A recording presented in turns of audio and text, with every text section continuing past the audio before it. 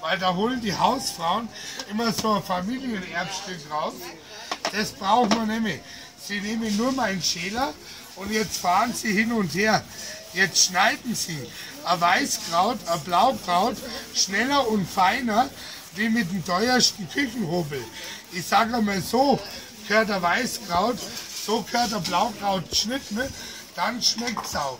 Jetzt zeige ich Ihnen aber noch, für alle, die neu dazukommen sind, bei der Zwiebel, jetzt werde ich gefilmt, bei der Zwiebel, der nimmt da eine Gabel. Das bin ich gewohnt, weil ich führe im Fernsehen einmal vor. Dann nimmt er eine Gabel und jetzt fahrt er hin und her. Und jetzt schneiden Sie die Zwiebel für einen Wurstsalat, für einen Fischsemmel, für einen Braten mit nichts mehr leichter und feiner. Beim Kraut, meine Herrschaften, nur noch hin und her. Aber jetzt kommt der Härtetest. Das ist der einzigste Schäler weltweit, wo vor unsere Tour schält.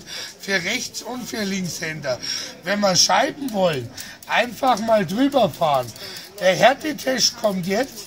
Parmesankäse Emmentaler. Der bappt, der klebt, der schmiert. Wir haben diamantgeschliffene Klingen. Da klebt da nichts mehr.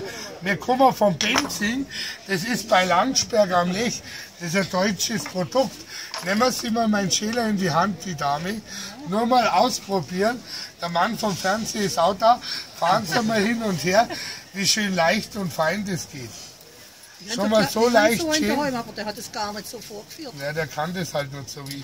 Schon mal so leicht schält. Ich habe aber was dabei, was da noch nicht hat. Sind Sie zufrieden? Sind Sie zufrieden? Das ist wichtig. Hätten Sie noch mal hergeben? Nein. Wir haben unsere Adresse, alles mit dabei.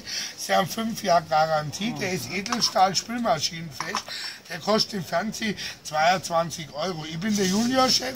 Bei mir heute ein Gerät 14 €. Und wer sagt, er braucht noch ein Geschenk, der kriegt heute 2 für 20. Was ich ganz neu habe, das ist dieser Julienne. Das ist ein sogenannter Gemüsenudelschneider für die Zucchini, für die Karotte, für die Aubergine. Da machen Sie jetzt eine Nudel wie die andere. Den hat er bekannt.